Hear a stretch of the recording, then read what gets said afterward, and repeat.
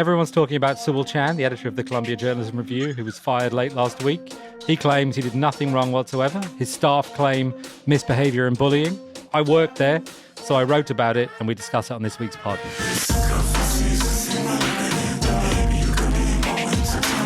G'day, I'm Lachlan Cartwright. I'm Ravi Samaya. We are Breaker, and this week we are coming to you from Lume in downtown New York in the West Village. Thank you to Johan, the owner, who also has a couple other restaurants, including Saint-Tropez, not too far away. Ravi, it's good to see you again. It's nice to see you too, Lachlan. I've got one question for you. What kind of week has it been? It has been a big, beaut bonza week at Breaker. We have been breakering, and so much to the extent that A24 have sent us these hats to promote Thank you, their A24. upcoming film Friendship, which opens May 9th, starring Paul Rudd. And Tim Robinson. It is based on two friends, two mates, who start a digital media company. No, it's not. But that could be a plot line maybe one day. Look, option us. Yeah, they started a digital media company, and then they strangle each other every week trying to put out two newsletters and a pod and break a shit ton of news. But a very smart person involved in the publicity for that film sent us these hats. So thank you to that person. Ravi, last Friday there was some big breaking news. We usually newsletters are on Tuesdays and Thursdays, but we always said going into this, when big news breaks, the Breaker blokes will jump on the tools. And last Friday, there was a massive development at the Columbia Journalism Review, where you used to work. Sewell Chan, the editor-in-chief, was fired. And you and I were going back and forth as to how we were going to cover it, how we were going to advance it. And, we landed on a first-person piece, which you penned about your time there. Yeah, I mean, it felt to me like the fairest thing to do. I felt like when a big story like that breaks, everyone has an opinion, everyone has their own experience, and I wanted to be honest and say this was my experience. Not that I know everything, not that I understand absolutely everything that happened in the story, but this was my experience, and I think there's a place for first person in that.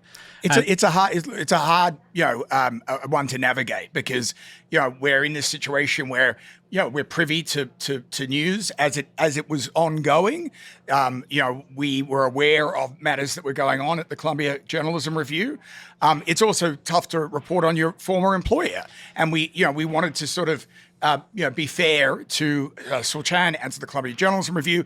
And I think we both kind of landed on the fact that if this got to a point where he was fired or he left CJR, that was then the point to write about it. We'd written previously about the Columbia Journalism School because of some matters that were going on there about Israel and Gaza. But although at that point we knew that things were playing out with Sewell Chan and with the fellows and with the school, we kind of waited to sort of see how it was all going to play out. And then when the development happened on Friday, we then made the decision we were going to put out a special newsletter, a Breaking Breaker newsletter, and you wrote this very honest account of what was going on at CGR. You open with this scene of dialogue. It's right around the time of the election. There's all this going on about endorsements. Jeff Bezos had decided to not endorse Kamala Harris, and then the owner of the LA Times, where Sewell Chan used to work, made a similar decision, and he had a big scoop about that. Yeah, and I can only describe my experience. I can't say whether it's wrong or right. I mean, I say that because since the piece came out, there's been a lot of debate online. Is this fair to Sewell? Is it over-egged? Is Columbia an oversensitive place? And in some weird way, the answer to all of those questions is yes. And so my experience was that I've covered a lot of breaking news. I've covered the Boston Marathon bombing. I've covered the mass shootings in Utoya, Norway. I've covered Sandy Hook. And one thing I've discovered in all those situations is stay calm. Like, it's a really high pressure situation. The phones are buzzing. People are shouting. There's a lot of pressure to There's get the story up. confusion. There's confusion. It's very high stakes. You don't want to get anything wrong, but you're also under a time pressure. And so my thesis of the case in that circumstance is you stay as calm as you can. You stay as collegial as you can. You stay as thoughtful as you can, because mistakes get made if you don't do that. Now, my experience working with Sewell was that he took the opposite view. You know, he seemed very agitated. He was certainly very loud. He was certainly very vocal about what he wanted at certain moments. I'm not going to go into the exact details because I feel like everything I wanted to say is in the story. But, you know, I think what we've seen in the days and weeks since, or in the days since, is that other members of the staff had complained about similar things, and the school had decided to dismiss him. There was a pattern there, right? There was a pattern that you experienced. There was a pattern that the other staff there experienced, and it culminated last week in a meeting with Yeah. So what we've heard, and also what's been now I think dean? reported in the New York Times, is that nearly a dozen members of staff went to the school to air their complaints. They felt they had been sort of berated and belittled and treated with disdain, and the school decided to take an action, and they removed Chan from his position. He posted shortly after that on LinkedIn to say that he felt like these were totally ordinary workplace interactions.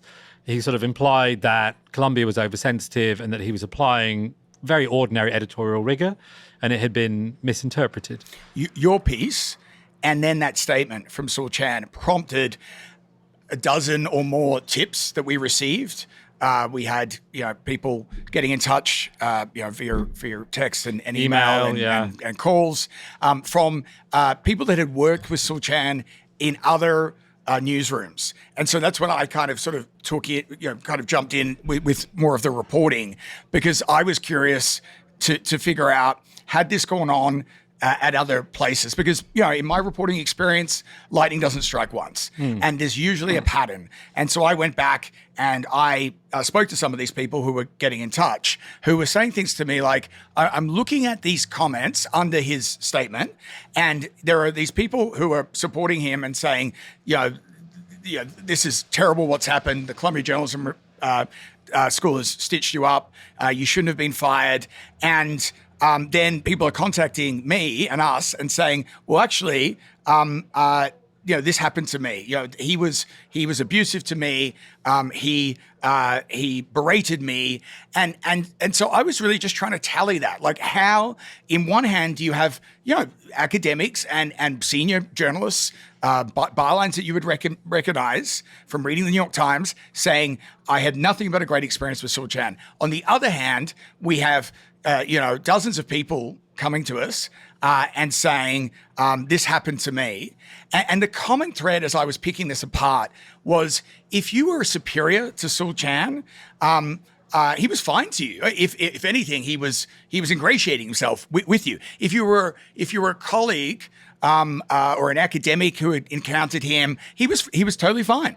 But here's the difference. If you worked under him, if you were an underling, that is where these abusive situations occurred.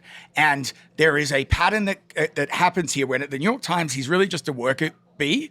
And it became clear to several people that I spoke with, he was never going to rise to an editor level, because there were limitations to his skill set. So he goes to the LA Times and takes on a pretty big gig as a deputy managing editor.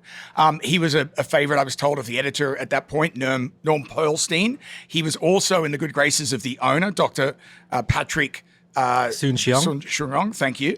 And so he takes on a very big role there, and he's in charge of people. He's managing people. He's running the web operation. Now, those people that I spoke to who were anonymous in the piece because they are still scared of retaliation. And they're making allegations, to be clear. Correct. Which we did put to Sewell Chan, by the way. Those people said in high-pressured situations, he would not respond well. And that is when he starts berating people. That is when he starts, getting into very confrontational situations, picking on people, which again is backed up by what happened at CJR and what you wrote about in the piece, and what has since come out in the New York Times and what we had heard from there. Now, I had also spoken to people in Texas, the Texas Tribune. So he is at the LA Times for 3 years. He moves from the web operation. They then move him to the national desk, and then they move him to opinion. That is a lot of movement to happen in a very short period of time, 3 years. He then goes to the Texas Tribune. That is an even smaller newsroom than the LA Times. I think it's around 60 odd people. I speak to people there. Same thing happens. He's managing people. There are high pressured situations. He has an idea in his head of things he wants, and you can't talk him out of it. And then he blows up. And there are complaints there. There were complaints at the LA Times as well. At least there were multiple complaints made about his behavior at the LA Times. He goes to the Texas Tribune. He has a stint there. I think it was 3 years, roughly. Yeah, roughly, yeah. So then he moves to Columbia Journalism Review. That is an even smaller... It's tiny. It's like a large family. Newsroom. Yeah. So think about it. At the New York Times... and I've reported on these situations before. If someone's playing up, they can just move them to desk or editor to editor. It's a huge newsroom, and that's what happens. At the LA Times, they could move him from department to department. Texas Tribune, it's not that big a place. And so it's going to happen quicker in those smaller environments. Then he gets to the Columbia Journalism Review. Well, of course, this is going to blow up again because it's an even smaller newsroom with even, more junior people because he's now managing these fellows. Yeah, these fellows, to clarify, are recently they're graduate students who have recently completed their studies, and they can apply for a fellowship. And, to me, always, it was the most fun part of the job, excuse me, because it's always fun to nurture talent. I was really mentored. No idea why you decided to start a media company with me then if you're interested in being around talent. Well, I feel like I got to learn from some truly wonderful mentors. And it's wonderful for me to pay it forward. But as you know, from having worked with younger journalists, it's a thing. Like, you can't let your frustration get the best of you. They're not going to be able to do all the things you want them to do in the moment you want them to do them. You're going to have to give them room to grow. It's a very particular skill set. And, if you're used to a certain kind of newsroom, if you're used to interacting with people in a certain way, it's a steep learning curve. I grew up in newsrooms. Some pretty robust ones. Yes, yeah. and the Sun in London in the early noughties was a rough and tumble place. I had a news editor who would scream in my face, "I don't want your fucking excuses. I want your fucking exclusives." I saw people throw objects at reporters' heads. I saw and heard the most intense bollockings by people. It was a rough and tumble environment. That was 20 odd years ago. You can't get away with that behavior now. If that was to occur in any newsroom, there would be HR complaints. There would be stories, written in other places. I coined after Me Too what I called Mean Too, which were the series of stories about bad bosses. Scott Rudin was obviously accused of various things. Newsrooms have changed and the culture has changed, and you can't get away with abusive behavior, particularly with junior people. And I get it. Newsrooms are intense environments. I had a lot of people reach out about this story saying, "Lachlan, you've worked in these intense environments." Yes, and I've managed to muddle through. There are people that haven't, and there are people that have gotten out of journalism, very good people, because of abusive behavior. And I just wanted to make clear that we were very sensitive about how we went about this story, because there have been criticisms of our news gathering and of how we went about this story. Particularly, we referenced audio recordings in last night's story. Why didn't we run those recordings? Because they won't give them to us. Roughly speaking, they're very sensitive, the people who work at Columbia, about those audio recordings, and they want to hold on to them. And we're also going out of our way to protect sources here. Yeah. There are people in precarious situations that we're not going to get into, but we have gone out of our way to protect sources. So we're walking a very fine line. I really did want to be as transparent and answer these questions, because there have been people critical of us doing it. Look, I wanted to address the sort of snowflake issue, as I call it, which is exactly the notion you're getting at, which is, newsroom, it's like kitchens, newsrooms are rugged places, rugged things happen, suck it up or get out. And look, I understand that to some extent. I think I've worked in the highest pressure environments that I can think of, maybe not quite as high pressure New as York the Sun. Times, Vice, Yeah, You've written I mean, for- mostly I think of the New York Times breaking news desk. Like I was chief rewrite on some of those big stories, and like 25 reporters, much more senior than me, are filing to me. If I mess up their reporting, I'm going to hear about it.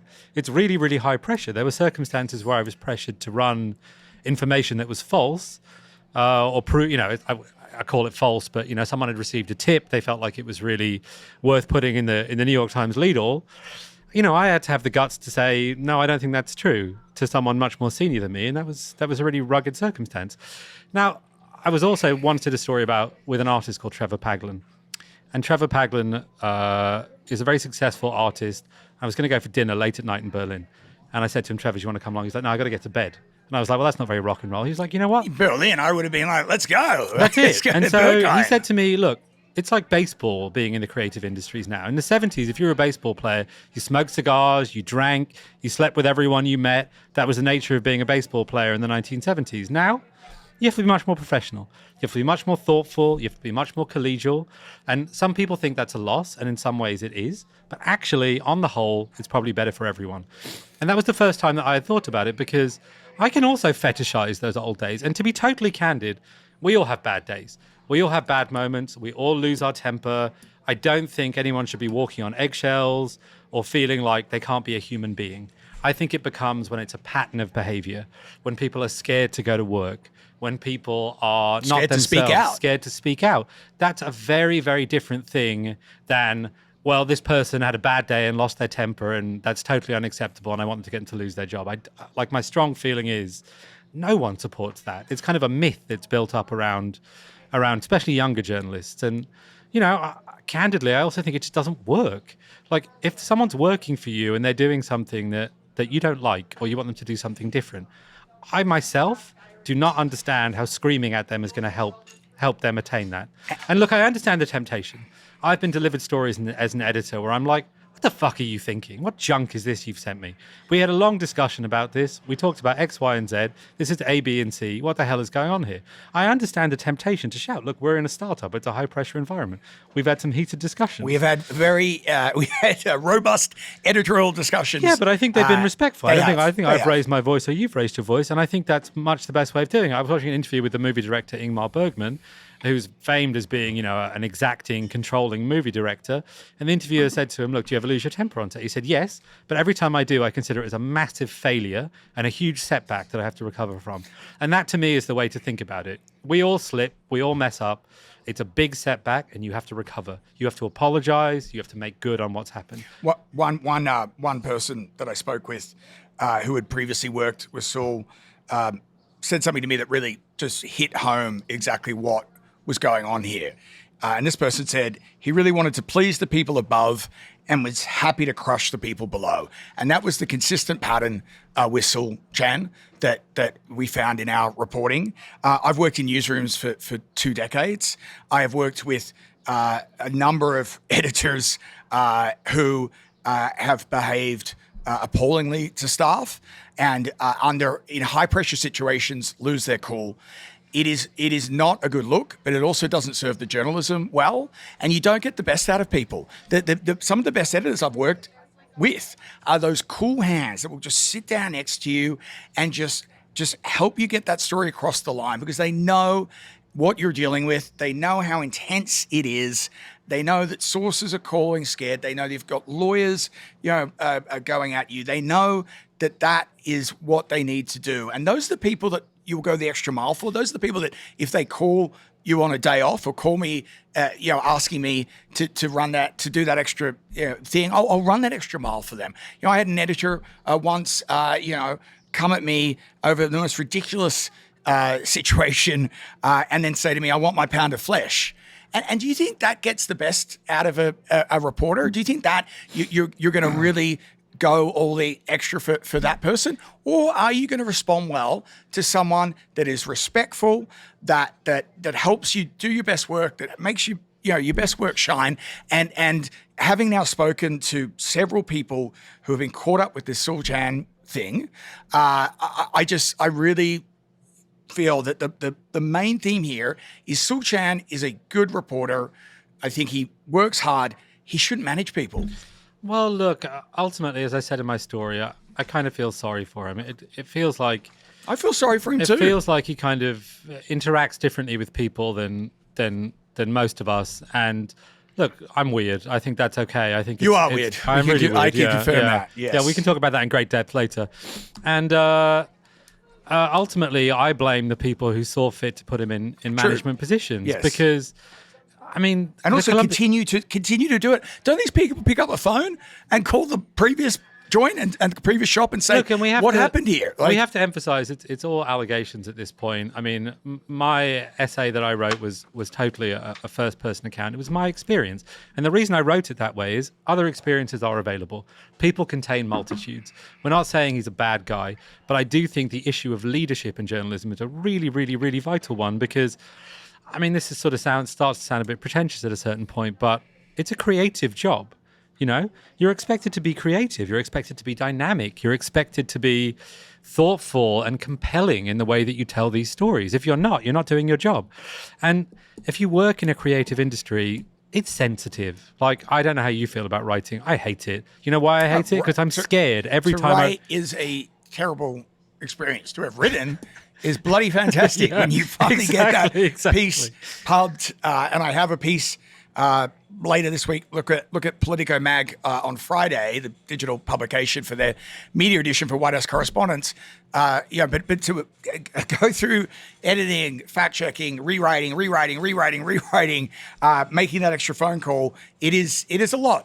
And the editor I've been working on this project has just been fantastic and supportive. If someone was shouting and screaming at me and berating me and picking on me and all this other stuff that's been going on with Sewell Chan, not only would the piece probably never have got done, but it would have turned out, absolutely gobbledygook. I personally, this is just my grandiosity or delusion, I think you can feel when a newsroom is a happy place in the stories.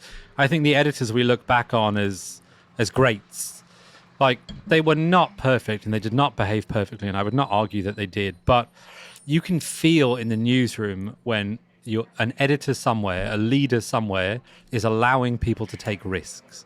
Because what you're doing when you're writing a story is a risk. You know better than anyone because you're Mr. Scoop. A scoop is a risk. And let me explain why. If you write the same story everyone else is writing, which by definition is not a scoop, there's a comfort level. You're safe because if you're wrong, everyone is wrong. If you write a story which is yours alone, which no one else has, if you're wrong, you look like a dick on your own. That's a risk. And to take a risk, someone has to feel safe. And I think it's a very, very, very important part of the culture in any creative industry. And sadly, I think it's one that journalism as a whole has lost in recent years because there's kind of this sort of... there's a careerism, there's a desperation because there aren't many of these big jobs around anymore. There is a temptation. I mean, I think if you're a leader of an organization and you have two candidates for a job and one says, you know what, I'm going to create a safe environment and see what happens. And the other one says, I'm going to whip them until they do what I want. You're going to be tempted to go with the second one because you need results, you need them yesterday. You know, and it's kind of a spiral that goes in the wrong direction. And you know, the details of my experiences with Sewell are all written down in my story, and anyone can look at them if they want to. The overarching theme I would push forward is we need great leaders. We need great people to nurture, especially young talent in this industry. Otherwise, we're not going to have young talent in this industry. Because why would you go work in journalism where you're going to be miserable, underpaid, perhaps berated for your mistakes, when you could go work in another creative industry? I did it for 2 decades and somehow I'm still standing. A beloved leader, speaking about leadership in newsrooms, just going to move on now, is Bill Owens, who up until yesterday was the executive producer of 60 Minutes until he announced to the troops at a hastily called lunchtime meeting that he was stepping down, but inferred that the decision really wasn't his. He has been under the pump, under the cosh, the last few months because of a number of things, including Donald Trump's lawsuit, initially for $10 billion, now for $20 billion, over a Kamala Harris interview that Bill Whittaker did, that Trump alleges that was edited to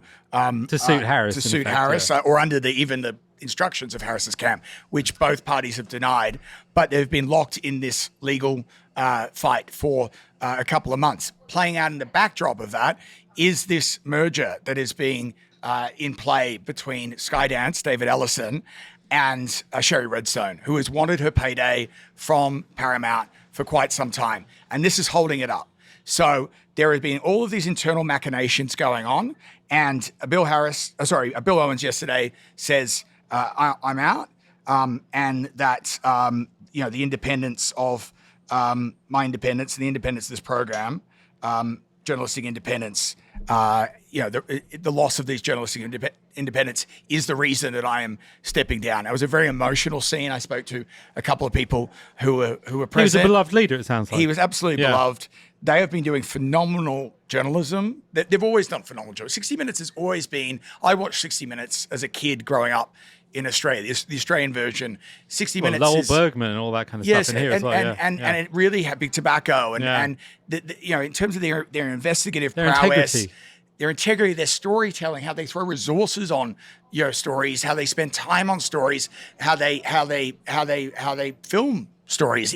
There's really no program like it. And I still remember there's a scene in Seinfeld where they get Jerry, Elaine, Kramer get caught in the Puerto Rican Day Parade. In traffic in Midtown, the Puerto Rican Day Parade, and Elaine turns to Jerry and says, "I'm not going to get back in time for 60 minutes." And Jerry's like, "I can't believe you watched that. Just that ticking clock gives me anxiety." And then Kramer's burning a Puerto Rican flag for some reason, or a Puerto Rican flag catches on fire. It is an iconic show, and it has maintained relevancy, and I would argue even more so during the first 100 days of Trump's presidency, when some outlets, not all, but some outlets are pulling punches. And this is a scary precedent that we are seeing play out with the decision by Disney, the parent company of ABC News, to settle with Trump over the George Stephanopoulos, E.J. Carroll lawsuit. My intel on this lawsuit that's playing out at CBS, it's going to get settled. They are trying to settle it. I think the Bill Owens maneuver is part of that. But it is... distressing that we live in this time that, CBS News is a iconic legacy institution.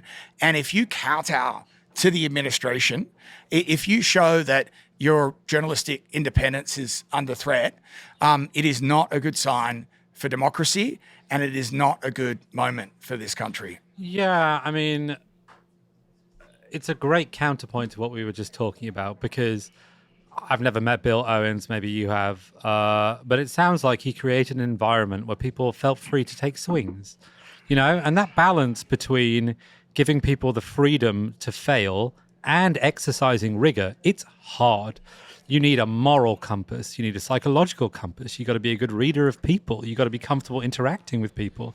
You got to exert an authority without being a bully, and it sounds like he really achieved that. And from what it sounds like from your reporting, it sounds like the staff see it as a very big loss. And to be able to take big swings in journalism, as you'll appreciate, every once in a while you're going to miss. Every once in a while, no one bats 1,000. You're not going to hit it out of the park. But you need that environment and that leader to be able to do that work. Well, look, it's a big reason why we started Breaker, or at least a reason I think it holds true for you, but I'll speak for myself. Like, these safe environments to create, these environments where you can take a swing and you can miss, they are absolutely vital. If you think journalism is important, if you think that telling stories that are true and honest and accurate and fair, even if someone doesn't like that, if you think that's important, you need these environments where people can take a swing and they can miss sometimes. And that's what we're trying to create. And look, I want to end it on a hopeful note, this bit, because that spirit never goes away. There are always, in every circumstance, there are people who maintain that spirit. And well, that's the spirit of Breaker. Yeah, that's what we want to do. That is the secret sauce. Look, and in the end, the special sauce of Breaker. It's being able to take those big swings, and being able to do ambitious, bolshy, aggressive journalism. The journalism that that 60 Minutes pioneers. Yeah, that's exactly it. And I feel like I learned that spirit from some wonderful, wonderful people. John Burns, David Carr, you worked with. Yeah, and those mentors, they gave me so much, and they taught me so much. And like looking back on it, because I was a total 20-something idiot. Now I'm a 40-something idiot, but a 20-something idiot I think is worse. I think I met you when you were that 20-something idiot. Yeah, sorry. And they gave me so much leeway, and they they were so understated in the things that they told me, and I think that's the spirit that we have to push forward. And what I want to say to everyone making a hiring decision is, okay, the guy sitting in front of you promising you results next week, that's the guy that you're tempted to hire. Hire the guy who gives you a warm feeling, because he's going to give your staff a warm feeling too, and then you're going to get the work that you want. You just have to take the risk and be patient. Someone who gives the staff of 60 Minutes a warm feeling is the person they put in as the interim EP, Tonya Simon, who's Bob Simon, the correspondent who sadly died in a car crash in New York several years ago. She is the interim. My intel is that she's the favorite to take over. So let's hope under her leadership that bolshy journalism of 60 Minutes continues, and let's hope the new ownership of CBS, David Ellison and Skydance, continue to back that organization and do not fold like a cheap suit if they get phone calls from the administration and from the likes of Trump or Truth Social posts or whatever it is, and allow 60 Minutes to continue to take those big swings. Yeah, look, I mean, the bad news is that might not happen. I don't know these people, and I've got no intelligence on it. And the bad news in general is the worst, most expedient, most scared parts of people, they will always emerge. The good news is, so will the nice parts. So will the brave parts. They'll always find a way. And Breaker is an element of that. And so will the fun parts, because we'll end this on a fun item, because it's a bit of a heavy today. And that is... I finished my glass of wine. It's been so heavy. Sanjay Gupta, Dr. Sanjay Gupta, is a face of CNN. He became, a face of... Iconic during the pandemic. During the pandemic, he was one of those people that people turn to for advice. And he's also someone Mark Thompson is looking to as he builds out these digital verticals that he's hoping to monetize. He's someone that is key to that, because I think part of Mark Thompson's vision is you take personalities and then you turn, a beat into a channel, a channel that you can monetize. And I think health and wellness is something he's looking at. But guess how much it'll cost you, Rav, if you want Dr. Sanjay Gupta to speak at your next big event? It's funny you say that, because I do want Dr. Sanjay Gupta to speak at my next big event, and I was just about to reach out. Tell me, Lachlan. Well, you're going to have to dip into the Breaker savings account, which last time I checked is needing replenishment. 200K plus. Get this. He also wants 2 first-class expenses plus 1 business class expense. That's such an interesting detail that I did not know. That is absolutely fascinating. Who goes business? I do not know. I assume the second ticket's for his partner, for his wife. And they bung the child in business. And or maybe there's like a business of, I don't know who the third one is. I didn't. The politics of plane tickets are fascinating. I know people, they fly first and they put their kids in economy. Look, I understand it. Do you put your kids in economy? My kid. My kid goes up around the West Village in a sedan chair, like he runs the household. But there are people who do that, and I totally understand it, because candidly that stuff is wasted on kids. But the politics, there's a movie in it. CNN do vet. A movie like Male Friendship, A24 call. CNN do vet. They tell me they do vet the speaking arrangements, including for Dr. Sanjay Gupta, to ensure that there's no conflicts of interest and whatnot. I don't think they review too closely the price tags. That is an extraordinary amount of money to ask to do a speaking event. I mean, good on him. He's getting. I hope he does magic tricks. That's all I'm saying. What do you get for 200K? Yeah, exactly. Does he get up there and cure cancer? It's like I have a medical procedure I need done right now, and I can't wait. Look, I can't wait for the NHS and so or a hospital system here in the US. So we got Dr. Sanjay Gupta. We hired Sanjay Gupta, form an orderly line. He gets there. He just thinks he's just here for the speaking event, and then they start giving him a medical gown, and they're like, "So we also need you to do a procedure." He does a live tracheotomy up there. I was going to say maybe he's got secret Cirque du Soleil skill. But I think a live tracheotomy. Just waving a he comes down on a ribbon, he wrestles a tiger. It's a whole big thing. It's a production. Dr. Sanjay Gupta, you're you're welcome to speak at the next Breaker event. I'm not sure. We might better rustle up a Breaker cap when we're send us one more cap. We're starting to do. We're going to start doing merch soon, and we'll rustle him up a Breaker cap, a business class cap. It has been a big breakering week. It has. And I think is there any other kind, Lachlan? There is no other kind, but we do want to thank our subscribers. We've had a huge response to a number of recent columns. The Vanity Fair Runners and Riders piece. We did a piece about emerging digital media companies that also attracted a lot of attention. Obviously, the Sewell Chan piece. So you can sign up at breakermedia.com. Breakermedia.com. And Ravi, this pod is available on YouTube, where you're probably watching it, where we would encourage you to like and subscribe. It's also available on Apple, Spotify, anywhere else you get your podcasts. We'll see you again next week. Cheers. Bye-bye.